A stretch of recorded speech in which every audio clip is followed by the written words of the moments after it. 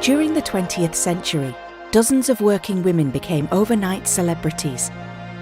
These queens of industry went from the shop floor to speak up for their trades in the limelight. They began as public relations exercises, but the role came to mean far more. During the 1920s, the British economy slumped as overseas competition grew and industry struggled to adapt to new technology. As trade unions fought to improve conditions and strikes increased, companies tried to boost morale by launching competitions to crown female workers queens. In 1925, Ella Wootton became the first Queen of Industry when she was crowned Britain's Railway Queen. The Daily Dispatch hoped to increase the newspaper's circulation in 1930 with a search for a glamorous cotton queen. A decade later, wool queen competitions were used to attract more female workers when numbers fell after the Second World War. From 1947, coal queen competitions aimed to unite workers across the newly nationalised industry. Utilising the growing power of mass media, industry queen competitions filled the newspapers and lit up Pathé newsreels at the cinema.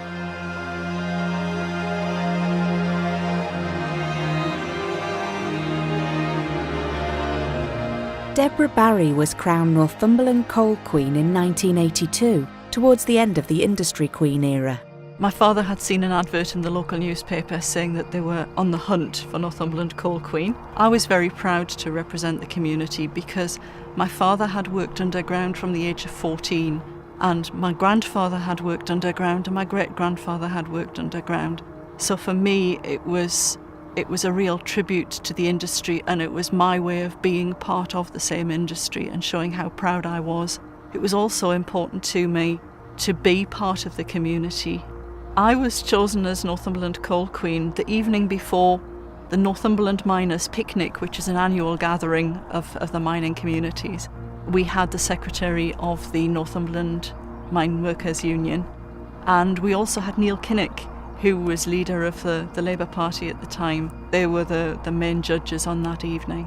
And it was basically a come along with a nice day dress, come along with your swimsuit, and parade up and down, answer a few questions. Later on, when it got to the national final, that was a big event. There were girls from every coalfield.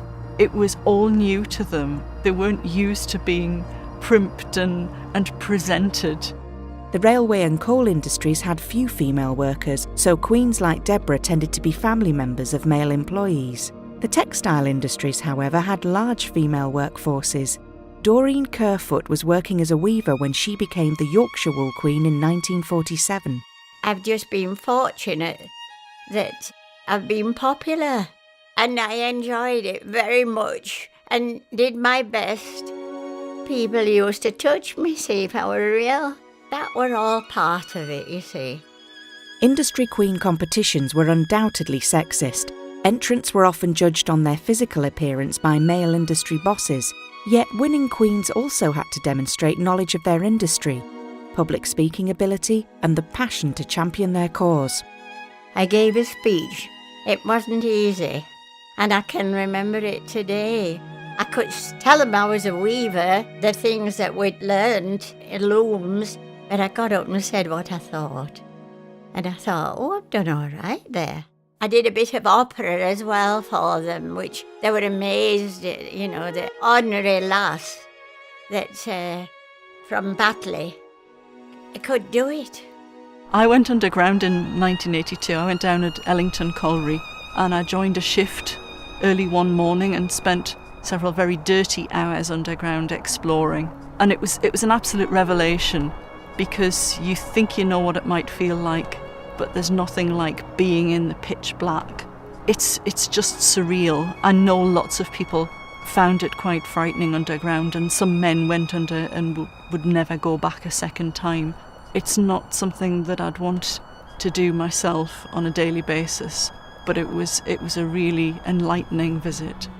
The dangers of underground mining was something only the male workforce like Deborah's father had to contend with at the time. But women working on the floor at wool and cotton mills had their own set of difficulties to overcome, as Doreen found out. When I was 15, I worked in the mill, weaving.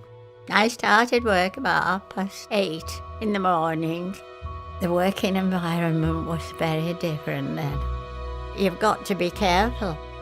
You don't get your knuckles bashed with the shuttles and things. That alone would have broken your hand. So you've got to be very careful. But anyway, I managed it. In those days, we were all more or less poverty-stricken with the war. We did a lot of presents sending and grey blankets for the forces. They loved those because they were that cold. As queens of industry, many women gained their first experience of foreign travel. Railway queen Audrey Mossam visited Soviet Russia in the 1930s. Doreen Kerfoot starred in a film three-piece suit to help promote the wool industry.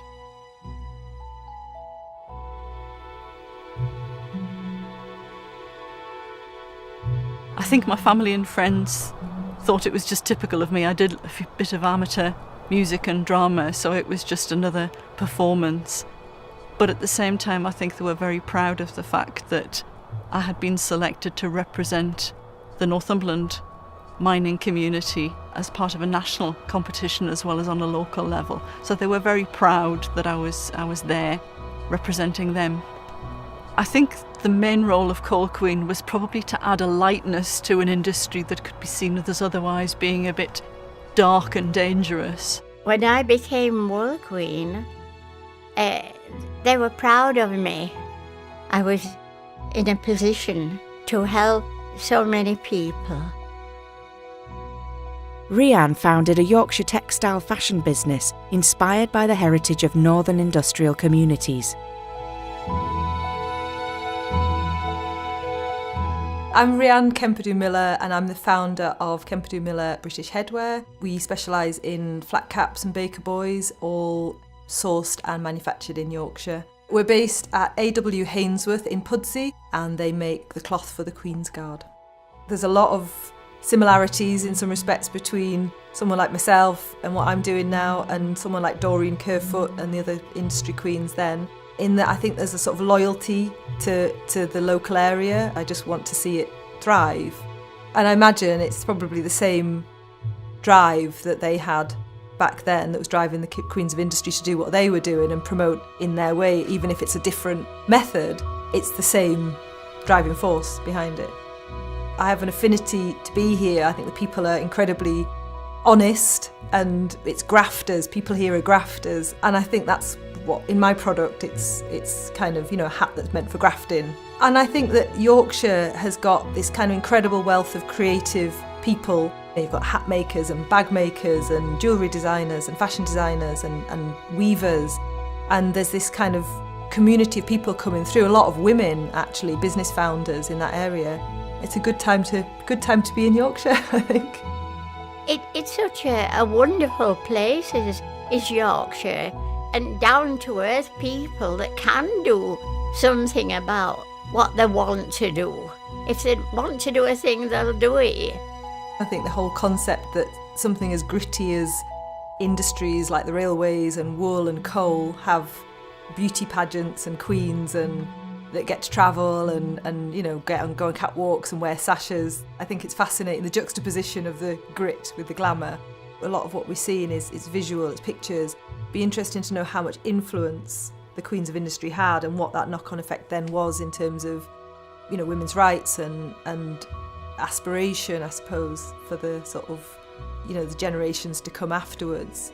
When I became Northumberland Coal Queen, I was expected to attend a few events and do some promotional activities. I was involved in getting guys to sign up for the magazines produced by Kiswo, which was the welfare organisation.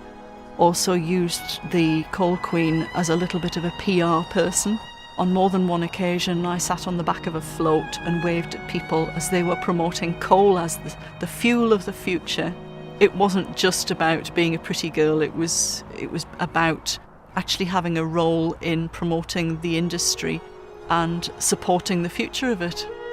When I was Wool Queen, I went to a lot of events. I've been fortunate in being able to model in fashion shows. I had lots of lovely clothes made specially for me.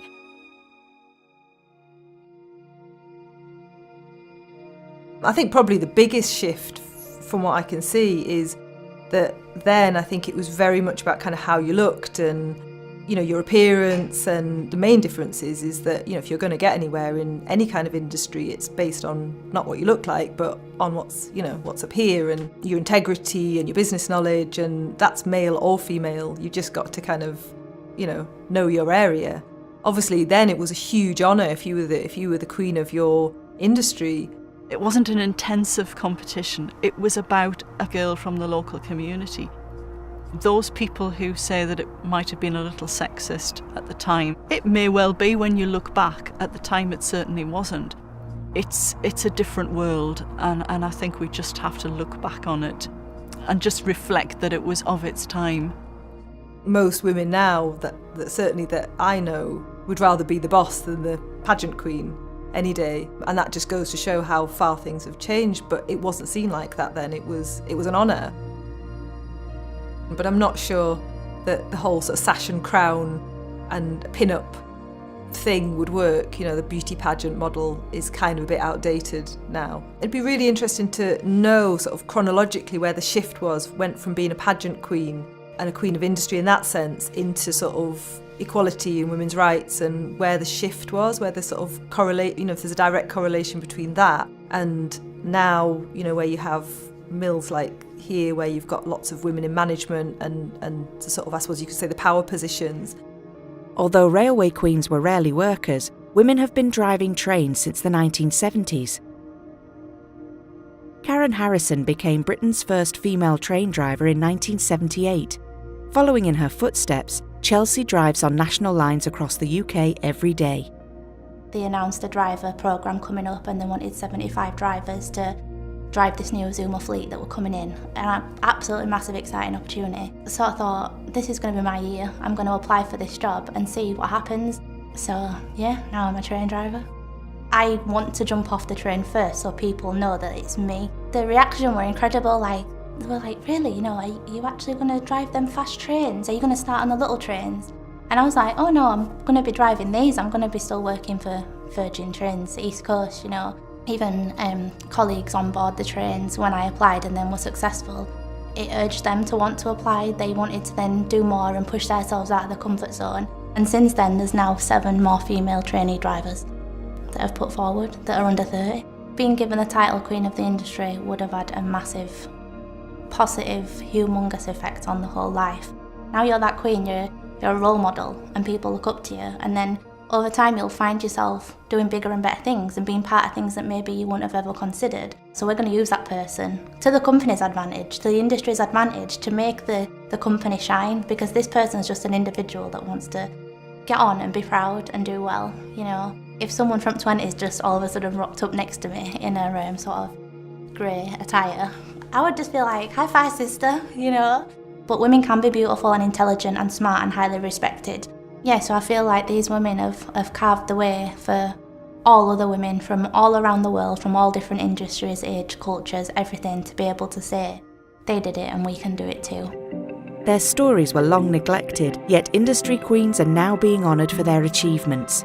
At a time when women routinely earned lower wages than male colleagues, queens of industry were unique. Male bosses stepped aside as they spoke on behalf of their industries, acted as ambassadors abroad, and revealed ambitions beyond the shop floor. From being a whole queen, it gave me the confidence to do my business later on in life better. Building a business is hard, whether you're selling flat caps or pens or cars. It's just difficult. You're starting something from scratch. Particularly in this industry, you're going into places where they've been established for 250 years and you're the newbie. Whether you're a woman, a man, I don't think it would matter. I think it's if you know what you're doing and you're passionate, everybody's on the same team. So I think that helps. Even being a woman, it doesn't really matter because you're still trying to do something for the greater good in that kind of way. So I've found a lot of support in the industry. And it doesn't feel like there's, a glass ceiling in that kind of way. It feels like if you want to do something, it's a fairly open industry to go into these days. From my perspective anyway, it is. Becoming Northumberland Coal Queen at the time was quite exciting and quite interesting. Being Coal Queen it's a huge privilege, and I'm still proud to be carrying that forward now. I think my father would have been very, very proud to see Woodhorn Colliery turned into a museum to the mining industry and to the people of southeast Northumberland. To see the place where he started back in the late 1920s turned into a place that celebrates the industry and shares the passion that the men and the communities had together, I think he'd be very, very proud. Although the competitions ended in the 1980s, industry queens still exist today. They earn their crowns by forging successful careers as engineers, scientists, and entrepreneurs. As much as we're not paraded anymore, and having flowers thrown at us or whatever that used to go on, it's just really nice and heartwarming to think you're making a difference and people actually see you as a role model in an industry where it is predominantly men.